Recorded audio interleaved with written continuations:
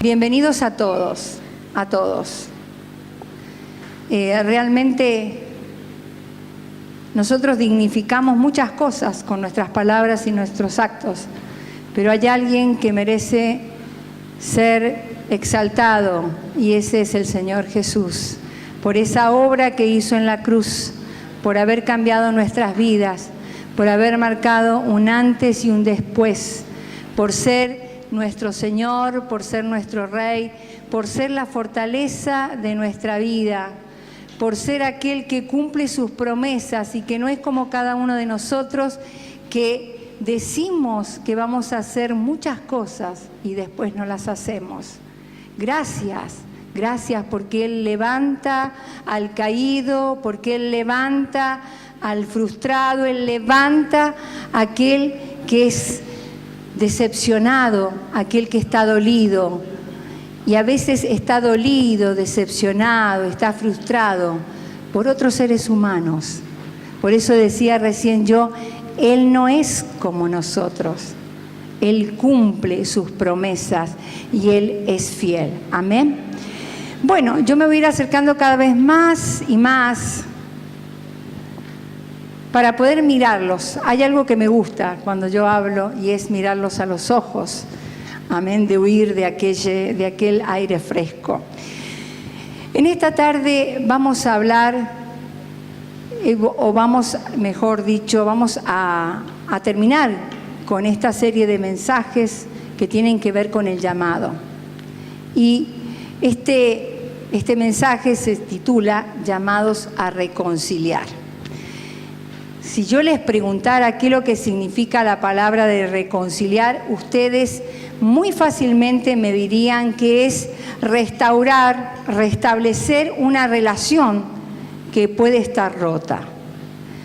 El Señor Jesús vino a restablecer una relación con Dios, el hombre con Dios, porque se había roto. Pero no solamente tiene que ver con restablecerla, sino que anuló aquello que impedía que nosotros fuéramos reconciliados con Dios. Amén. Él lo anuló en su totalidad. Por lo tanto, cuando yo digo que esta reconciliación tiene que ver con una anulación absoluta de lo que nos separaba del Señor, de Dios, no tiene que ver con simples relaciones humanas, no tiene que ver con lo que nosotros entendemos como reconciliar. Es un significado mucho más profundo y que dio un cambio rotundo a la historia de nuestra vida. Que dio un cambio rotundo a quienes éramos. Éramos una cosa y ahora somos otros. En la palabra, en el Nuevo Testamento, aparecen 4 textos que nos hablan y nos dan el perfil de este Cristo reconciliándonos a través de la cruz, reconciliándonos a través del derramamiento de la sangre en la cruz con Dios. Y no voy a focalizarme ni los voy a leer todos, pero me voy a centrar en uno en especial, que es 2 de Corintios, y es el que vamos a buscar.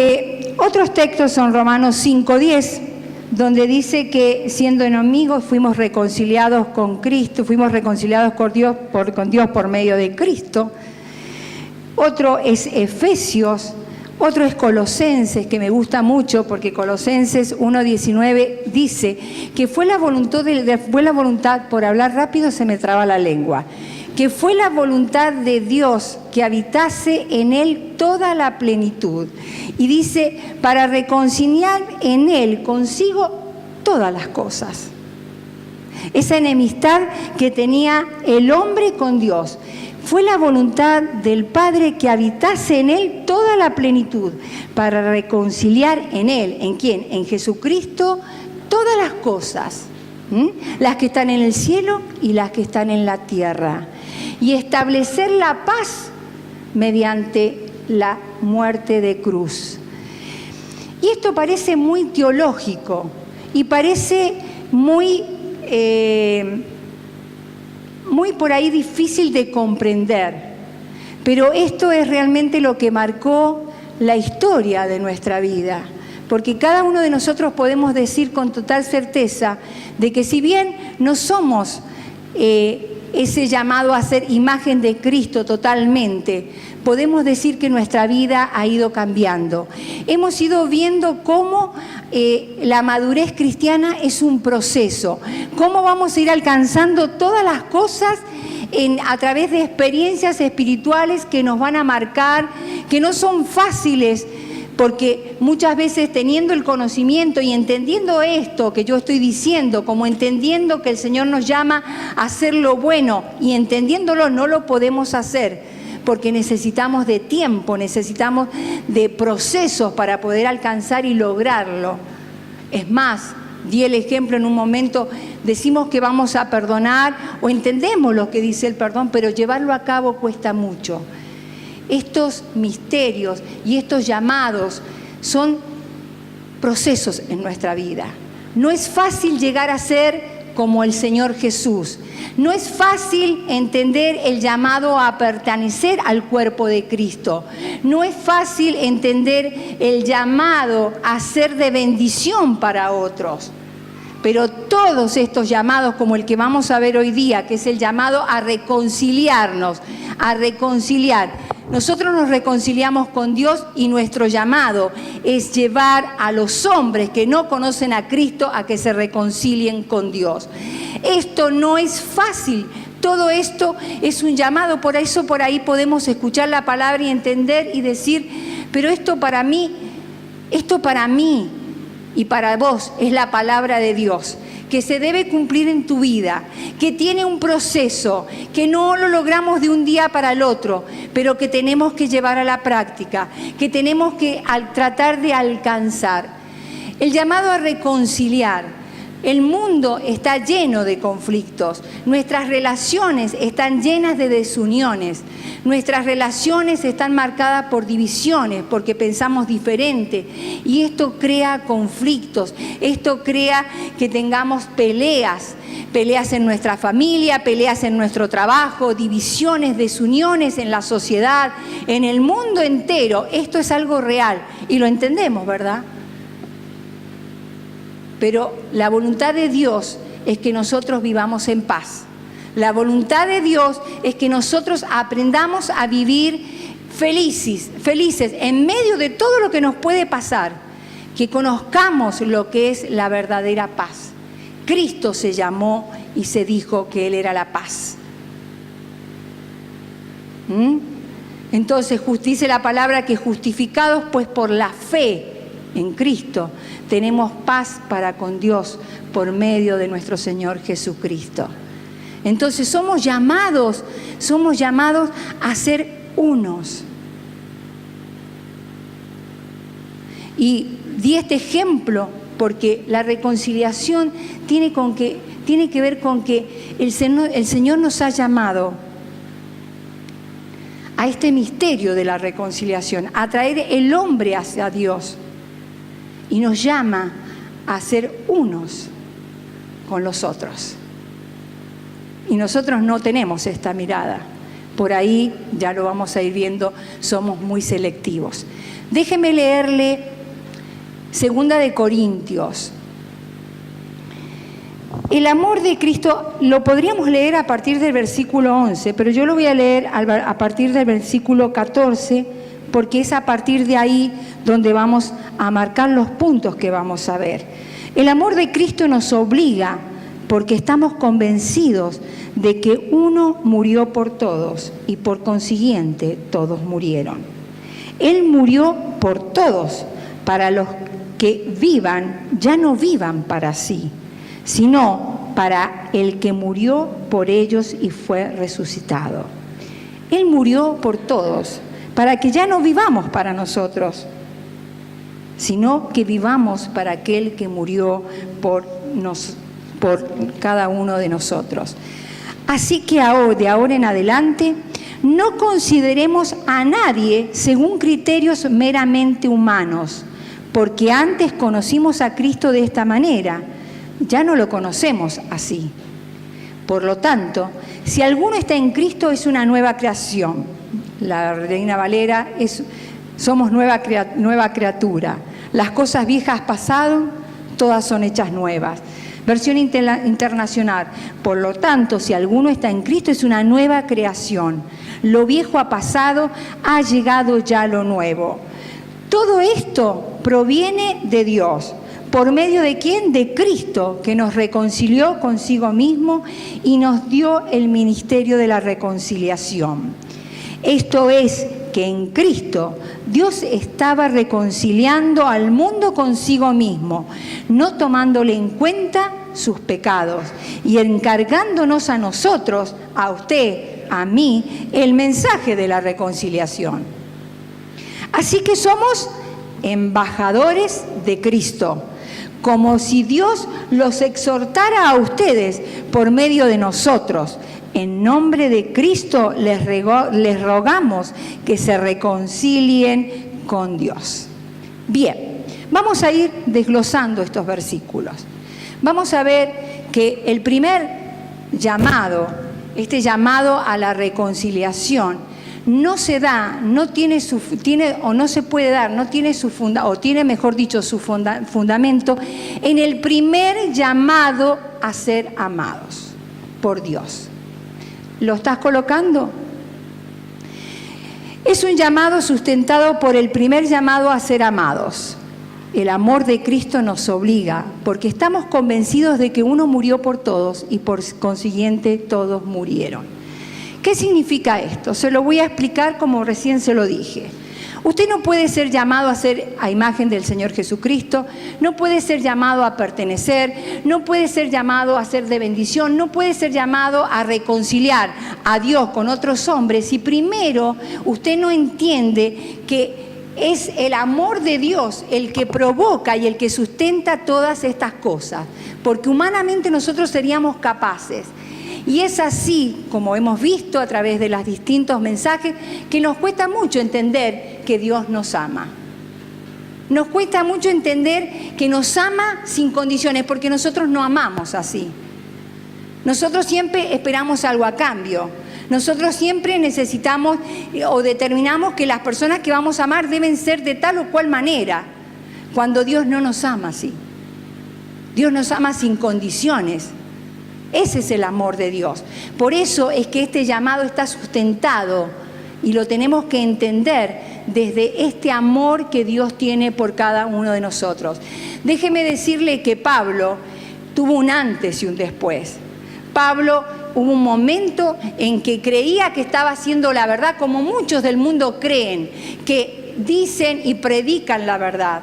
Y él en esa verdad que creía perseguía a los cristianos. Él conocía la palabra y sin embargo él creía que manejaba la verdad y que todo lo que hacía era correcto. Pero tuvo que tener un encuentro con el Señor Jesús para tener un antes y un después. Y en ese encuentro con el Señor Jesús, él fue lleno de la plenitud del amor de Dios. Y es así que él fue motivado a predicar el Evangelio por toda la tierra.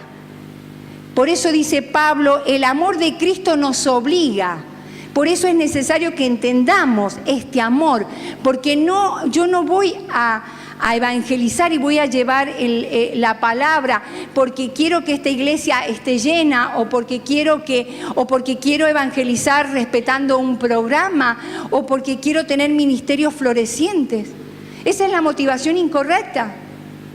El amor de Cristo nos obliga, nos debería obligar a llevar este mensaje de reconciliación. El amor de Cristo nos debería motivar a cambiar nuestra conducta y preocuparnos por aquellos que no han conocido este amor de Dios.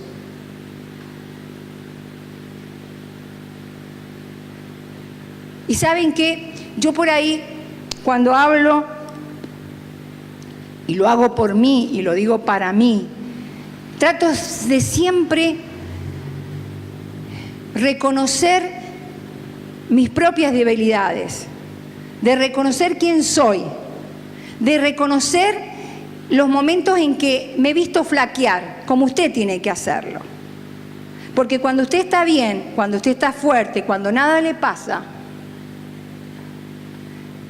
el amor de Dios es como que lo tiene ahí. Pero cuando el Señor toca su vida cuando el Señor permite cosas en su vida, usted recurre al amor de Dios. Porque usted es un necesitado como yo. Pero Dios, por eso decía que Dios no ama como amamos nosotros. Si nosotros entendiéramos verdaderamente lo que es el amor de Cristo en nuestro corazón y lo que hizo en nuestra vida, la motivación sería este amor que nos llevaría a poder reconciliar a otros con Cristo, a reconciliar, a otros con Dios. La muerte, segundo, la muerte de Jesús nos introduce. Hay algo, antes de pasar al segundo punto, hay un texto que a mí me motiva, que a mí me inspira, que a mí me hace reflexionar mucho. Y no lo busquen, lo voy a leer yo, y es en Efesios, cuando Pablo, inclinándose, habla de este amor y dice: yo me arrodillo, levantando mis manos me arrodillo. Déjenme que lo busque porque, para no...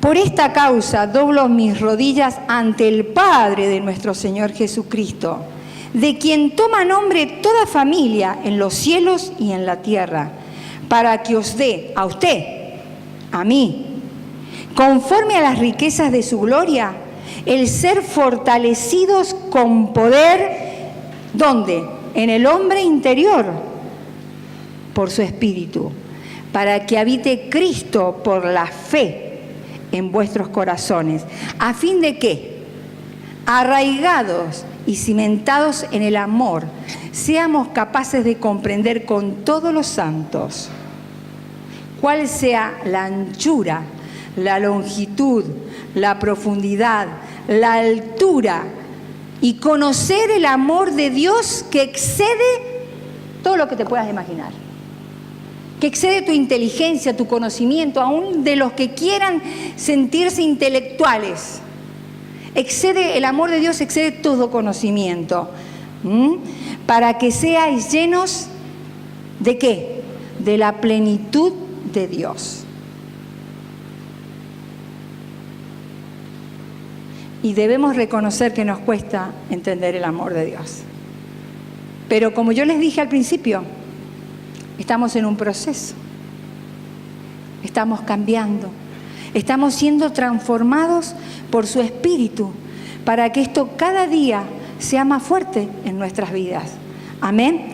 Segundo, la muerte de Jesús me introduce a la más alta misión de vida. Él dice que murió, versículo 15, por todos, para que los que vivan ya no vivan para sí. No debemos vivir ¿para quién? Para nosotros mismos, sino para el que murió por ellos y fue resucitado. Y acá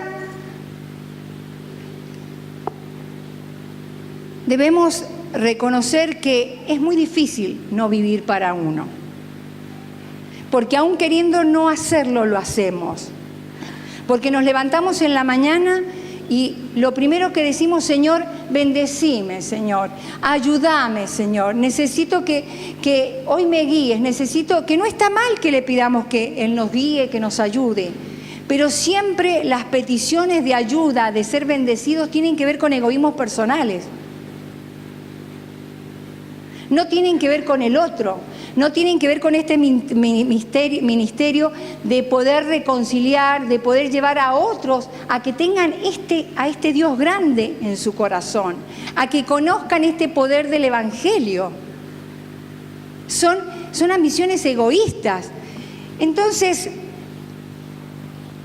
la misión de vida, o nuestra misión, nuestro propósito, una vez que hemos conocido al Señor, debe incluir la misión de vida del Señor Jesús.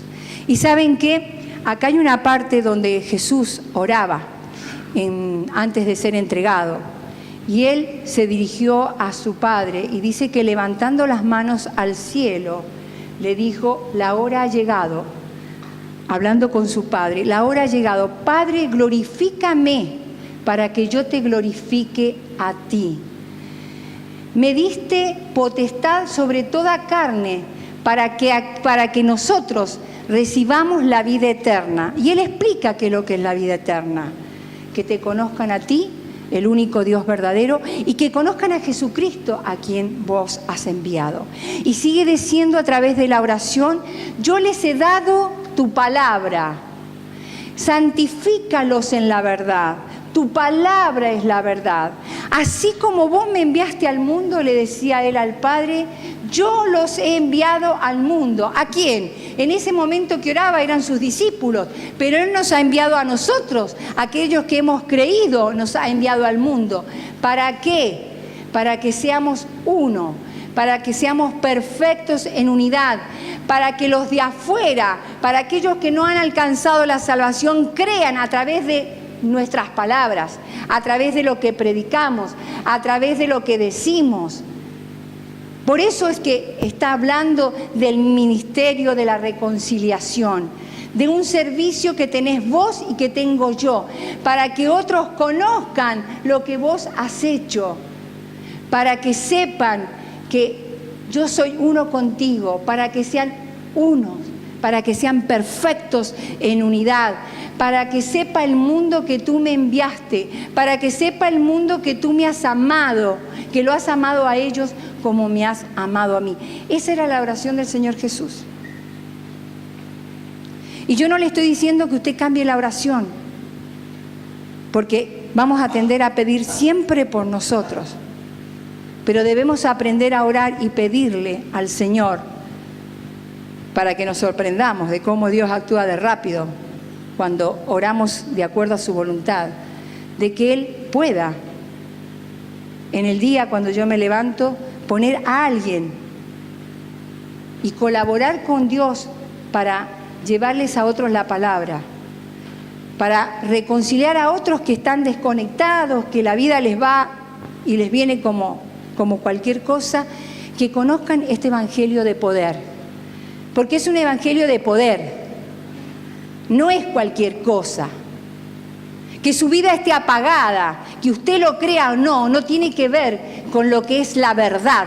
La verdad es que es un evangelio de poder para aquellos que se levantan, para aquellos que creen, para aquellos que reciben la plenitud del Espíritu, para aquellos que lo buscan, viven vidas de poder.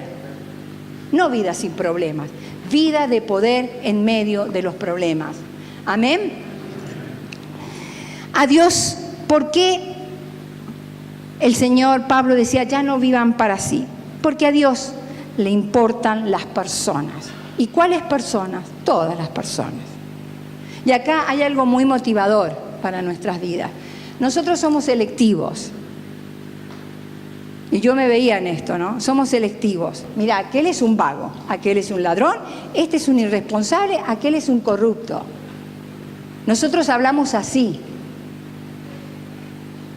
porque si nos dieran la oportunidad de escoger a las personas con las que nos queremos relacionar, elegiríamos a las personas más cultas quizás, elegiríamos a personas que están económicamente bien, a personas de las cuales yo puedo sacar provecho, a personas intelectualmente capaces. Elegiríamos no al ladrón, no al villero, no al mentiroso, pero el Señor los eligió a todos y dice que Él murió por todos, y voy a ir repitiendo, o sea que nosotros somos llamados a reconciliar a todos con Dios, a no esquivarle cuando vemos que viene el borrachín. Y déjeme decirle que, como decía otro pastor, a mí también me encantaría que la gente que venga a la iglesia venga gente sin problema. Pero todos los que llegan a la iglesia y todos los que vienen son enfermos. Están complicados, tienen vidas complicadas, confusas, tienen vidas difíciles. Viven vidas disfuncionales y tienen que ver con su historia. Y el Señor Jesús vino a reconciliar a todos esos, a los que estaban perdidos, a los delincuentes, Él vino a reconciliarlos con Dios. Él vino a buscarlos. Y es así que Él en Lucas habla de de la oveja perdida. Y dice, hay gozo en el cielo porque el pastor deja a las 99 ovejas y va y busca a la que se ha ido, a la perdida. Entonces dice que siente gran gozo, siente gran alegría y hace una fiesta, porque en el cielo hay fiesta cuando un pecador se arrepiente. No cuando están las 99 ovejas que son justas y que no necesitan arrepentirse. ¿Y Dios va a bajar para hacer esto?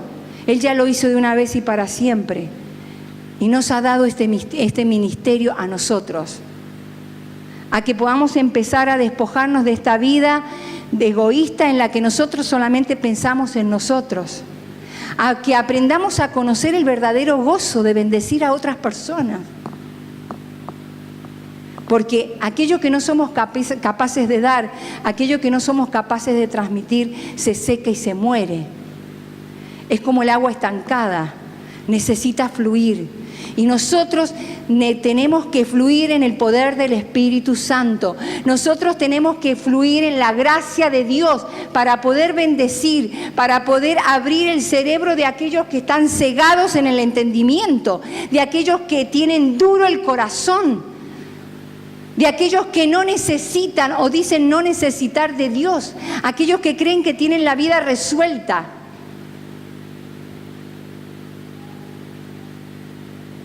Nosotros tenemos que entender esto y no, como decía Pablo, no lo alcanzo, no lo he alcanzado, pero prosigo, lo sigo intentando.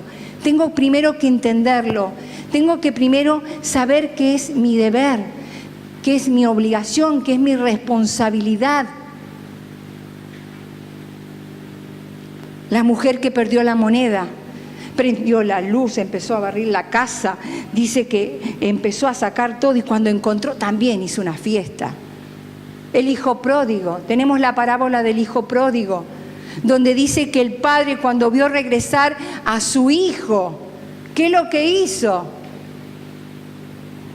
Lo vistió, lo calzó, le puso un anillo, mandó matar el becerro más gordo y dijo, mi hijo estaba perdido, estaba muerto, pero ahora ha revivido.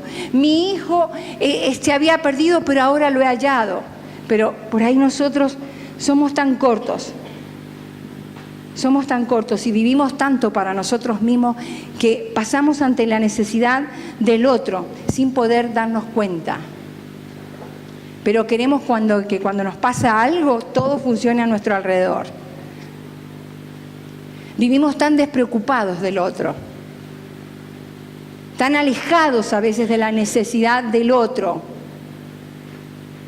Y usted si lo entiende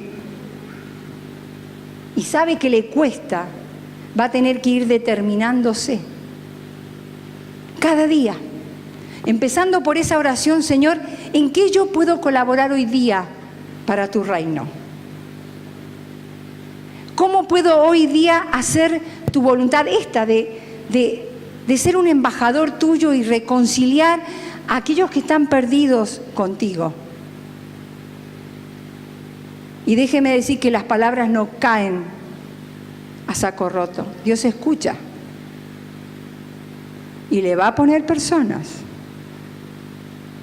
Y va a poner situaciones en las que usted va a tener que tomar la decisión de hacer o no hacer lo que Dios nos manda. Dios me da una perspectiva para ver a los demás. Así que dice el versículo 16, de ahora en adelante no consideremos a nadie según criterios meramente humanos. Aunque antes conocimos a Cristo de esta manera, antes éramos mundanos. Antes nos manejábamos con criterios meramente humanos. Antes juzgábamos con criterios meramente humanos.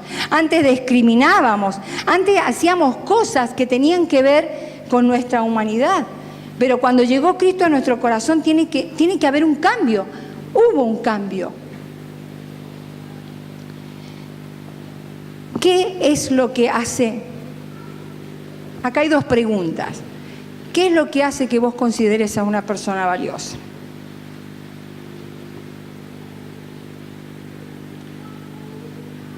¿Su integridad? ¿Su carácter? ¿Su situación financiera? lo que te puede aportar? ¿Qué es lo que hace que vos consideres a alguien valioso? Yo recién hablaba de esa mirada selectiva que tenemos, que es intachable, que es íntegra, que ante los ojos de los hombres es la mejor. ¿Por qué crees que Dios te amó a vos? ¿Por qué crees que Dios vino a buscarte? ¿Por qué crees que Dios murió por vos? ¿Porque eras bueno, inteligente, bello? ¿Porque eras perfecto, sin mancha? No. No. Y acá aparece la parábola del buen samaritano. Ustedes saben que la parábola del buen samaritano, el Señor Jesús se encuentra con un fariseo, con uno que interpretaba la ley. Entonces comienza a dialogar y el fariseo lo provoca, o mejor dicho, lo quiere probar al Señor Jesús. Y le dice: Señor, ¿qué he de hacer para recibir la vida eterna? Entonces Jesús le responde: tú conoces la ley. Amarás a Dios con tu corazón, con todas tus fuerzas, con toda tu mente, y amarás a tu prójimo. Bien has dicho, le dice el Señor Jesús. Ve, haz esto y vivirás. Entonces el fariseo, para justificarse, le pregunta: ¿y quién es el prójimo? Y ahí comienza el relato de la parábola del buen samaritano. Y habla de un judío que desciende de Jerusalén a Jericó y viene y es asaltado por ladrones y está con peligro de muerte, es herido, es tirado. Viene un sacerdote, pasa por al lado y lo mira y sigue de largo. Alguien que conocía la palabra, alguien que se sabía y seguidor de Dios, alguien que era un maestro. Viene un levita, otro, un adorador, que también conocía la palabra, y sigue de largo. Y viene el samaritano, por eso dice el buen samaritano, un enemigo de los judíos. Y cuando lo vio, dice la palabra que fue movido a misericordia, que su corazón se estremeció, no le fue indiferente al que tenía ahí, al que estaba tirado, no le fue indiferente. Entonces el Señor Jesús habla y le responde a este fariseo con otra pregunta. Para vos, ¿quién de estos tres? O para vos, ¿quién es el verdadero prójimo? ¿Quién es el verdadero prójimo? A lo que respondió el samaritano. El samaritano no perdió el tiempo, ni se preguntó: ¿tengo que ayudarlo? ¿No tengo que ayudarlo? ¿Que lo haga otro? No vale la pena porque él es mi enemigo. ¿Yo por qué tengo que hacerlo? Entonces acá el tema de la cuestión es: ¿qué clase de prójimo somos nosotros? ¿Qué clase de prójimo somos ante la necesidad de los otros? El verdadero prójimo ama sin hacer acepción de personas, sin ponerse límites. No ama egoístamente, porque déjeme decirle que para ser un verdadero prójimo tenemos que salir del lado de la comodidad. Tenemos que poder reconocer que somos egoístas. Cuando yo necesito que vengan, que me ayuden, que oren por mí, que me visiten, que hagan, pero yo por otro, no.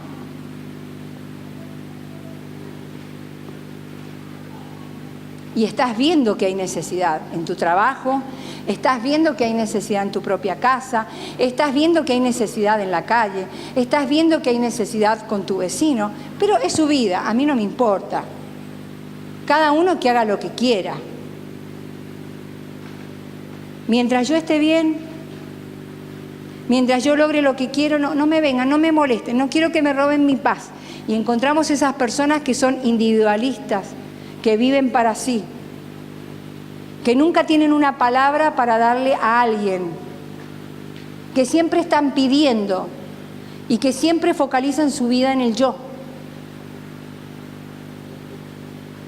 Y déjeme decirle que esto es algo que nos ha pasado y nos pasa a todos, si no entendemos esta gran verdad, si no entendemos que el amor de Dios que habita en nosotros por medio del Espíritu Santo nos capacita para que cada día nosotros podamos levantarnos sobre estas miserias que tenemos y llevar esta obra de reconciliación adelante. Y experimentar ese gozo del que se hablaba en el llamado a bendecir, que no tiene que ver con un gozo humano, tiene que ver con un gozo de haber hecho lo que teníamos que hacer, de haber hecho y haber dado de nosotros a los demás. Porque cuando damos nosotros de lo que hemos recibido, nosotros vivimos, nosotros crecemos.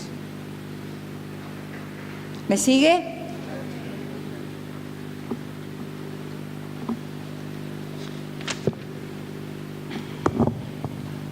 Cuatro.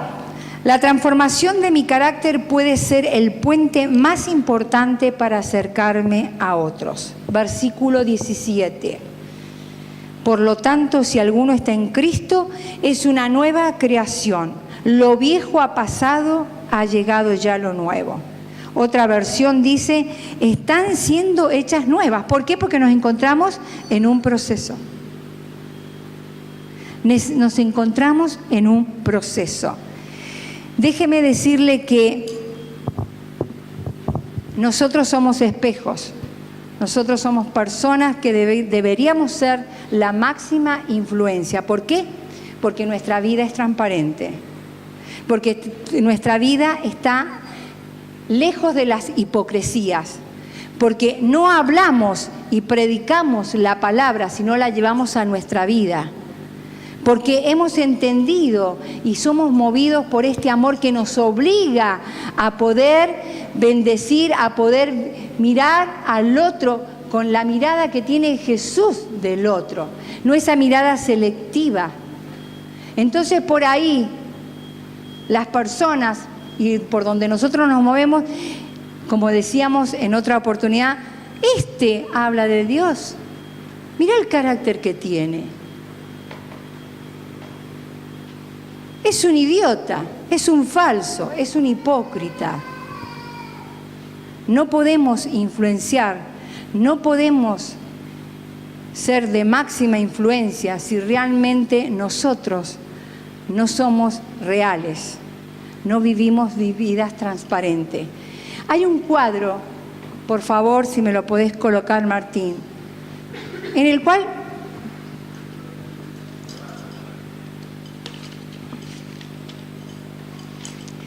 dice, ustedes lo van a leer, yo lo voy a leer de acá. No son señales de un cristiano auténtico. ¿Y cuáles son las señales de un cristiano auténtico? Fíjense, dice, no son señales de un cristiano auténtico una moralidad visible. Mirá que moralmente vemos a una persona y decimos, mirá que, porque transmite, muestra que moralmente, visiblemente es y tiene principios, pero en su vida real no es así. Una participación religiosa. Lo voy a ir haciendo paralelamente con sí una señal. Sí son señales de un cristiano auténtico amar a Dios. Esa sí es una señal, el amor que tengamos a Dios. No es una señal de un cristiano auténtico la participación religiosa, que tú vengas acá, que te congregues, que levantes tus manos, que cantes. Pero sí que tengas un arrepentimiento genuino y verdadero, que odies el pecado, que hagas todo lo que tengas que hacer para que el pecado sea quitado de tu vida. No es señal de un auténtico cristiano que sepas mucho de la palabra, sino que tengas un deseo profundo de dar gloria a Dios. No es señal de un cristiano que tengas un servicio activo y comprometido, sino que seas ferviente en la oración secreta. Que cada cosa que hagas dentro de la iglesia y fuera de la iglesia, primero haya sido llevada a oración. primero haya sido puesto a los pies de Cristo, porque de Él viene la sabiduría, porque de Él viene la fortaleza. No es señal de un cristiano auténtico que tengas convicción de pecado, sino que manifiestes un amor desinteresado, un amor que perdona. No es señal de un cristiano auténtico haber tomado una decisión. Sí, yo lo acepto al Señor, soy salva, ¡pum! Quedamos ahí. Sino que tenga la constancia, la perseverancia, esa obediencia que me lleva a tener un crecimiento y una transformación constante en mi vida. Amén. Por último, tener seguridad, como decía, de la salvación, sino una transformación continua. Este paralelismo nos muestra que por ahí nos engañamos a nosotros mismos, creyendo que somos, y realmente el Señor nos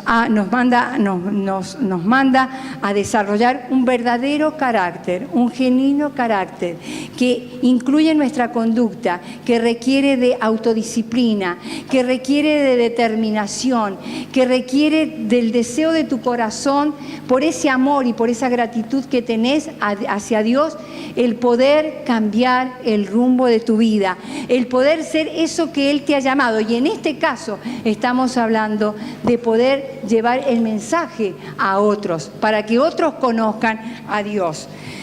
Vamos al 5. Compartir mi fe es un servicio de amor intransferible. ¿Qué significa intransferible?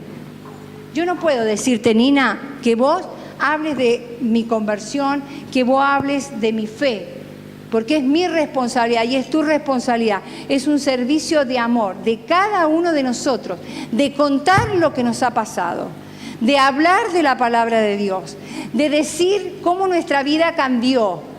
Es la responsabilidad, es intransferible, no se lo puedo pasar a otro. El otro no puede hacer lo que yo debo hacer. Y el hecho de que vos no sirvas tiene que ver con tu desobediencia. Nada más que con eso. El hecho de que no hagas lo que tengas que hacer tiene que ver con tu desobediencia.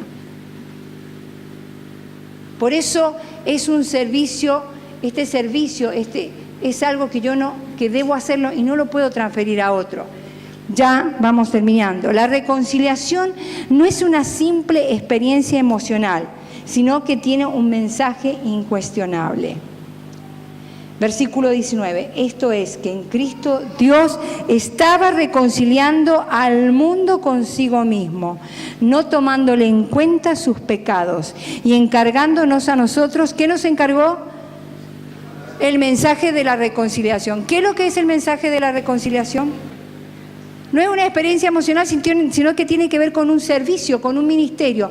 Yo tengo que decirle y contarle a otros lo que Dios ha hecho en mi vida. No es que yo ahora estoy bien con Dios, a mí me va bien con Dios, todo lo puedo en Dios, pero el de al lado no me interesa. Por eso no es un servicio intransferible, es mi responsabilidad contar lo que Dios ha hecho en mi vida. Y este mensaje es incuestionable. ¿Por qué dice que este mensaje es incuestionable? Porque no es cualquier mensaje. No es cualquier mensaje, es un mensaje de poder, es un mensaje de victoria. Y acá, ojo con lo que yo voy a decir ahora. Por ahí predicamos y hablamos de que Dios nos va a solucionar todos los problemas, de que es el Dios de las ofertas. Es un mensaje de evangelización donde yo digo, vos tenés que creer porque Dios te va a cambiar la vida, porque Dios te va a solucionar todos los problemas, porque Dios va a hacer que seas feliz, porque Dios te va a dar paz, porque Dios va a hacer esto, aquello.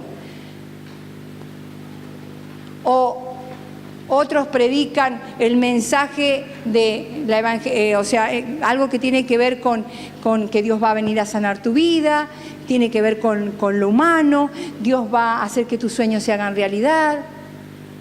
Ese no es el mensaje de reconciliación. Ese no es el mensaje de reconciliación. Porque bien Pablo dijo que si nosotros queremos ser partícipes de la gloria de Dios, también debíamos participar de los sufrimientos de Cristo. Y ¿saben qué? Mire, yo en esto me voy a salir un poco fuera del contexto. Y yo les voy a decir algo. Si hay algo que yo he aprendido a lo largo de este tiempo en las cosas del Señor, es que cuando yo he tenido que hablar de este mensaje, no he hablado de lo que yo pienso, de lo que yo quiero, de lo que yo deseo. Yo he hablado de la palabra de Dios. Y más de una vez he tenido que decirle a las personas que llegan hacia mí, decirles, yo no te voy a decir algo que vos querés escuchar. Yo te voy a decir lo que dice la palabra de Dios. Porque es la palabra de Dios lo que tiene poder para cambiar la historia de las cosas. Es la palabra de Dios lo que es verdadero, no lo que siento, lo que me gustaría o lo que yo deseo. Porque entonces estamos corrompiendo la gracia de Dios en nuestras vidas.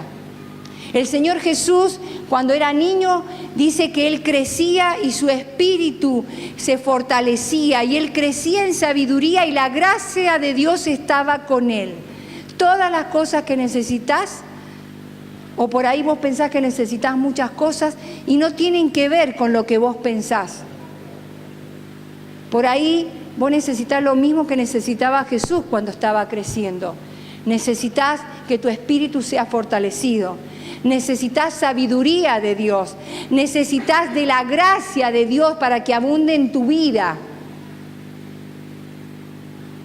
Entonces no tenemos que confundir el mensaje de la reconciliación. Nosotros somos llamados a ser embajadores, dice el último punto.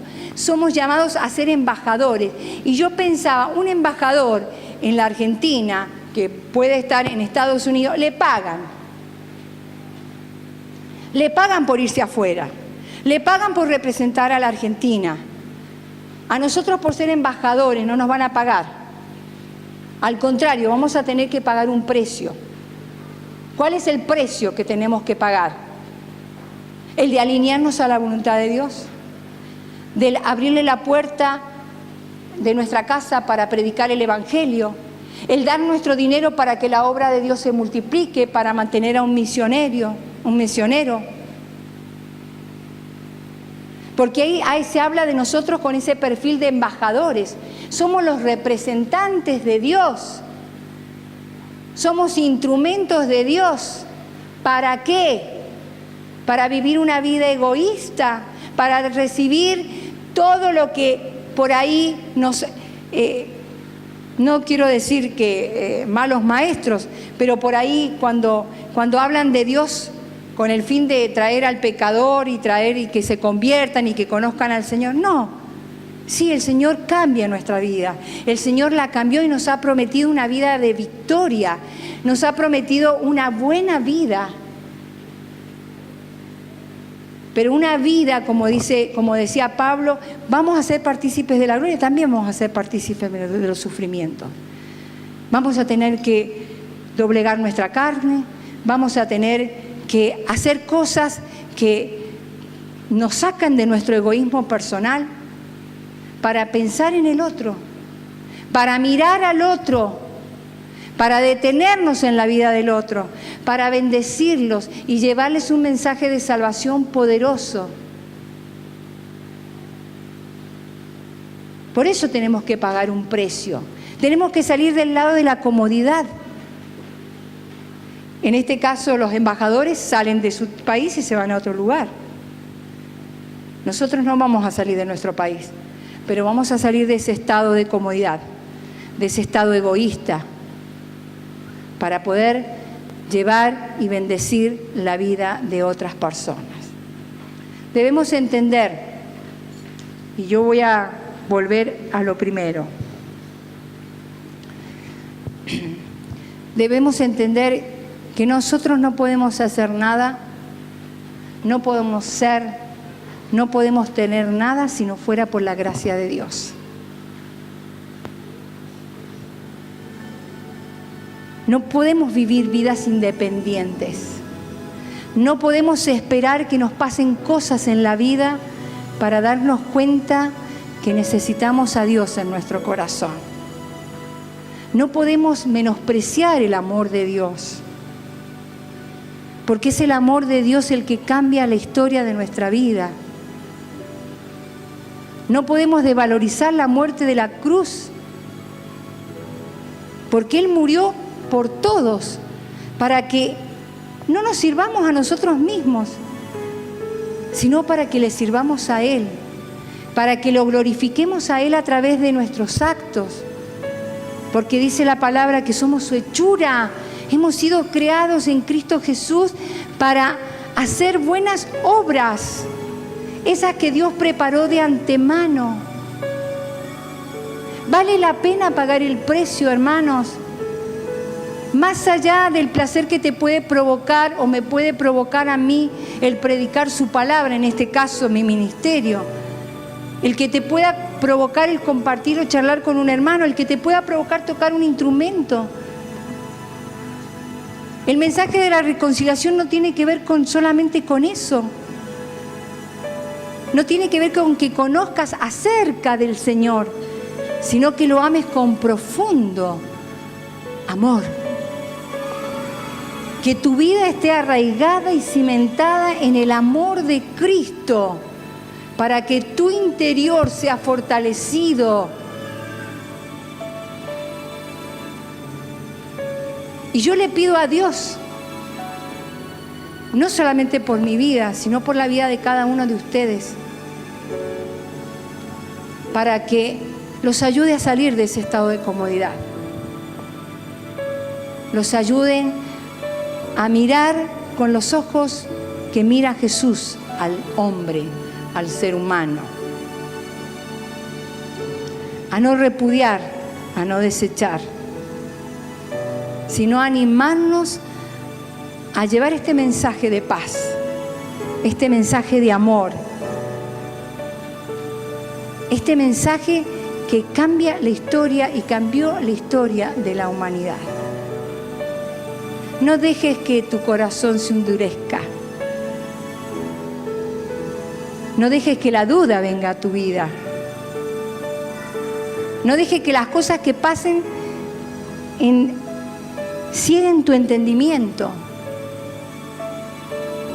Sino busca al Señor en oración.